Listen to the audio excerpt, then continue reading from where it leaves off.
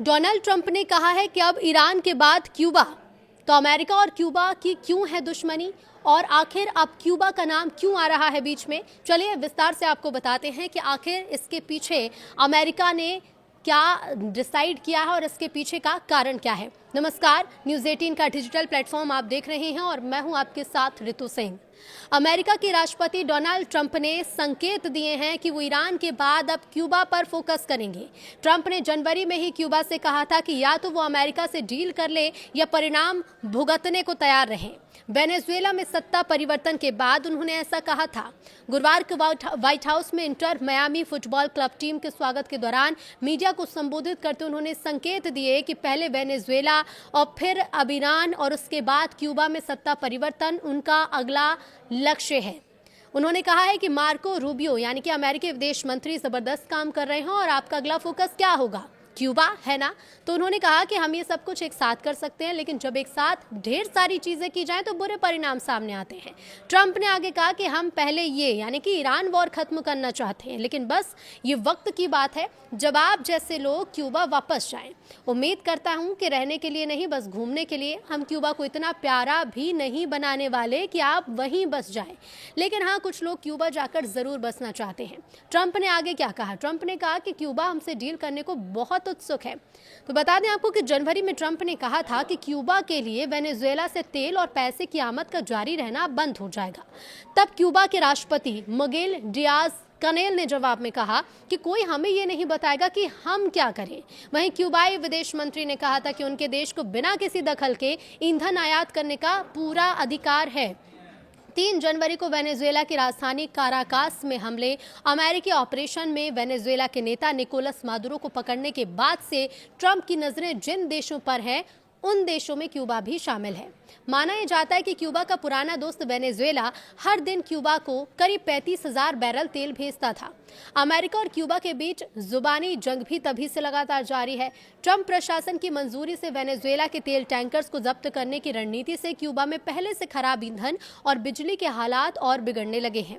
America ने जनवरी में ही Cuba के कई तेल टैंकर जब्त कर लिए थे। क्यूबा का ये कहना है कि ये टैंकर वेनेजुएला से मंजूर हुए तेल ले जा रहे थे। ट्रंप ने 11 जनवरी को सोशल मीडिया पर एक पोस्ट भी किया कि क्यूबा कई सालों तक वेनेजुएला से बड़ी मात्रा में मिले तेल और पैसे पर जिंदा रहा। बदले में क्यूबा ने वेनेजुएला के पिछले 2 तानाशाहों को सुरक्षा दी, लेकिन अब और नहीं। ट्रंप ने लिखा था कि अब क्यूबा को और तेल या पैसा नहीं मिलेगा। साथ ही ट्रंप ने कहा था कि मैं उन्हें सलाह देता हूं कि वो बहुत देर होने से पहले एक डील कर लें। क्यूबा के राष्ट्रपति मिगेल डियाज कनेल ने भी 11 जनवरी को कहा था कि जो लोग हर चीज़ को यहाँ तक कि इंसानी जिंदगी को भी एक कारोबार बना देते हैं, उनके पास क्यूबा पर किसी भी चीज़ के लिए उंगली उठाने का नैतिक अधिकार नहीं है। तो वहीं क्यूबा के विदेश मंत्री ब्रूनो रोड्रिगेज ने कहा था कि क्यूबा को निर्यात की इच्छा रखने वाले किसी भी देश से बिना किसी दखल या अमेरिका की एक तरफा जबरदस्ती के दबाव में आए ईंधन आयात करने का पूरा अधिकार है। उन्होंने कहा कि अमेरिका के विपरीत क्यूबा दूसरे देशों के खिलाफ ब्लैकमेल या जबरन सैन्य कार्रवाई का सहारा नहीं लेता। तो पिछले कुछ महीनों में अमेरिकी विदेश नीति लैटिन अमेरिका और उन वामपंथी नेताओं पर ज्यादा केंद्रित हो गई है जिनके साथ उनके वैचारिक मतभेद हैं। इस इलाके में अमेरिकी कार्रवाई को ड्रग तस्करी से लड़ने के नाम पर सही ठहराया जा रहा है।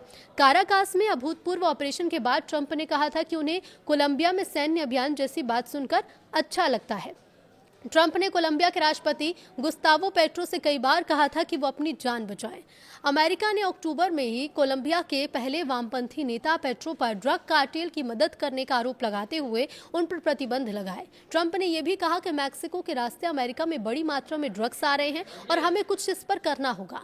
अमेरिकी राष्ट्रपति ने कार्टेल से लड़ने के लिए मैक्सिको में अमेरिकी सैनिक भेजने की पेशकश की, लेकिन राष्ट्रपति क्लाउडिया शीनबॉम ने मैक्सिको की धरती पर किसी भी अमेरिकी सैन्य कार्रवाई को सार्वजनिक रूप से खारिज कर दिया। साल 1959 में कम्युनिस्ट फिदेल कास्ट्रो ने क्यूबा में अमेरिका समर्थित सरकार को उखाड़ दिया। इसके बाद से अमेरिका और क्यूबा के बीच के जो संबंध है वो तनावपूर्ण ही रहे हैं।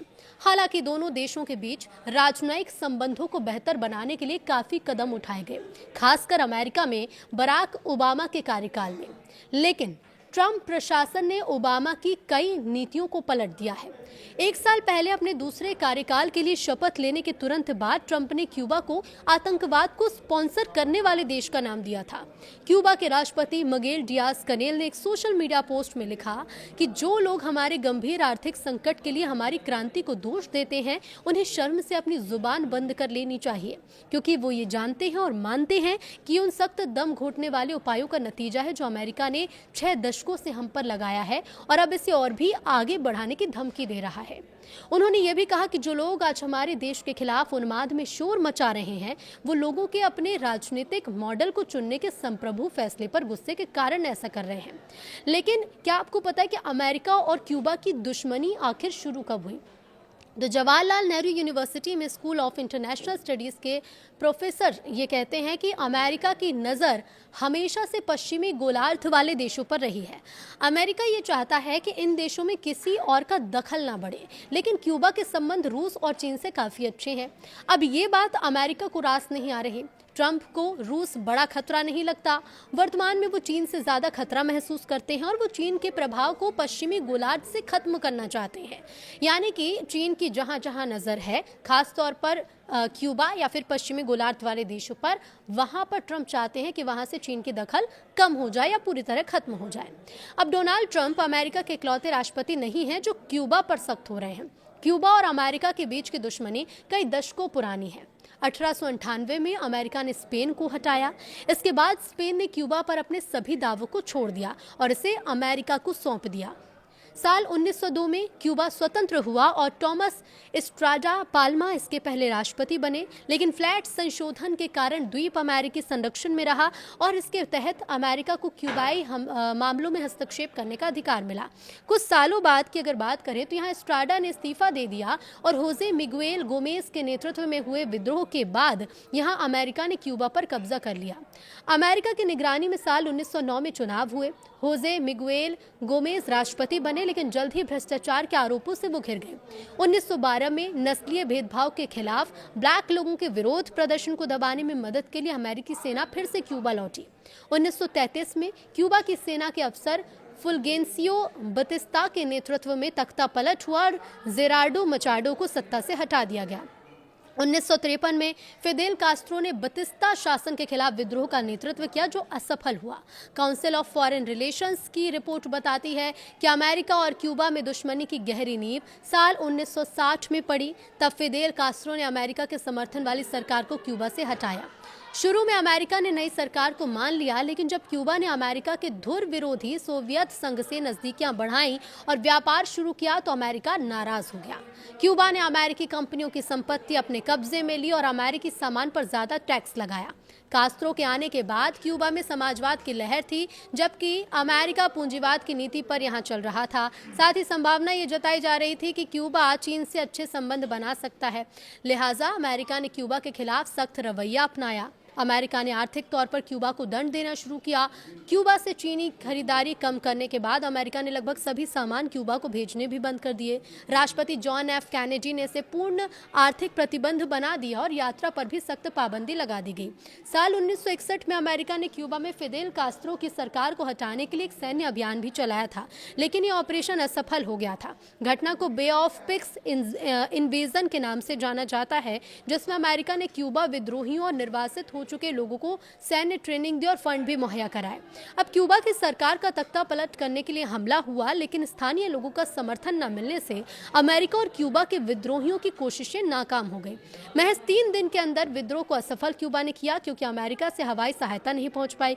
तब अमेरिका की कमान राष्ट्रपति जॉन एफ कैनेडी के हाथ में थी। अमेरिका की छवि को अंतर्राष्ट्रीय स्तर पर काफी धक्का लगा था। इसके बाद क्यूबा ने सोवियत संघ को अपने यहाँ गुप्त रूप से परमाणु मिसाइल लगाने की इजाज़त दी।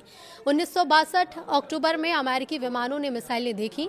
13 दिन तक अमेरिका और सोवियत संघ के बीच तनाव रहा और परमाणु युद्ध जैसे हालात भी बने। आखिरकार सोवियत नेता निकिता खुश्चेव मिसाइलें हटाने पर राजी हुए और बदले में कैनेडी ने वादा किया कि वो क्यूबा पर हमला नहीं करेंगे और तुर्की से अमेरिका मिसाइलें भी हटा लेंगे।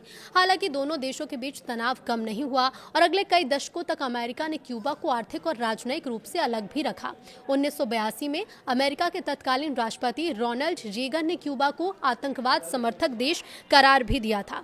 इसके साथ ही बाद में जॉर्ज बुश और बिल क्लिंटन ने हेल्म्स-बर्टन एक्ट भी बनाए। इसके मुताबिक जब तक क्यूबा में लोकतंत्र नहीं आएगा और कास्ट्रो परिवार सत्ता से बाहर नहीं होगा, तब तक प्रतिबंध नहीं हटे।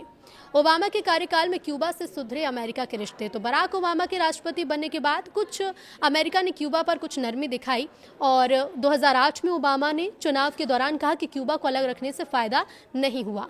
ओबामा के सत्ता में आने के बाद क्यूबा जाने और वहां पैसे भेजने के नियमों में ढील हुई।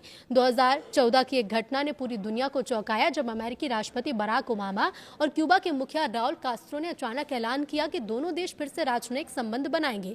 18 महीने गुप्त बातचीत का यह नतीजा था, जिसमें पोप फ्रांसिस ने भी मदद की थी। इसके बाद दूतावास फिर से खोले गए और क्यूबा को आतंकवाद समर्थक देश की सूची से हटाया गया। 2016 में ओबामा खुद क्यूबा गए और ये 1928 के बाद पहली बार किसी अमेरिकी राष्ट्रपति की क्यूबा यात्रा थी। ट्रंप और बाइडेन प्रशासन का इस पर क्या रुख रहा? तो इसके बाद डोनाल्ड ट्रंप शासन में आए। ये उनका पहला कार्यकाल था। इस दौरान उन्होंने ओबामा प्रशासन के ज्यादातर फैसले पलटे। ट्रंप ने क्यूबा की सेना से जुड़ी कंपनियों से व्यापार बंद किया, अकेले यात्रा करने पर रोक लगाई, क्रूज जहाज और ज्यादातर उड़ानें रोक दी। 2019 में उन्होंने क्यूबा को फिर से आतंकवाद समर्थक देश घोषित किया और क्यूबा में अमेरिकी और कनाडाई दूतावास के कर्मचारियों को अजीब तरह की चोट आई। उन्हें जैसे सुनाई देना बंद होने लगा और दिमागी परेशानी शुरू हो गई और इससे बाद में हवाना सिंड्रोम नाम दिया गया। इसके बाद अमेरिका ने क्यूबा की राजधानी हवाना से अपने ज्यादातर दूतावास कर्मचारियों को वापस बुलाया। आशंका तब ये जताई गई थी कि इन हमलों में क्यूबा सरकार का हाथ है, लेकिन क्यूबा ने इससे इनकार किया। अमेरिका से राजनयिक रिश्ते न तोड़ने के लिए भी कहा। फिर जो बाइडेन सत्ता में आया, उन्होंने कुछ नियम ढीले, जैसे क्यूबा में परिवारों को ज्यादा पैसे भेजने की इजाजत, क्यूबा के लिए ज्यादा उड़ानें शुरू हुई। 2021 में क्यूबा में भोजन, दवा, बिजली की किल्लत से परेशान लोगों ने विरोध किए। सरकार ने प्रदर्शनकारियों को गिरफ्तार किया और इंटरनेट बंद कर दिया। बाइडेन प्रशासन ने क्यूबा पर नए प्रतिबंध लागू किए। क्यूबा के हालात दिन ब दिन बदतर होने लगे थे। लोग बड़ी संख्या में अमेरिका की ओर भागने लगे। 2021 से अप्रैल 2024 तक लगभग 5 लाख क्यूबाई अमेरिकी बॉर्डर पर आए।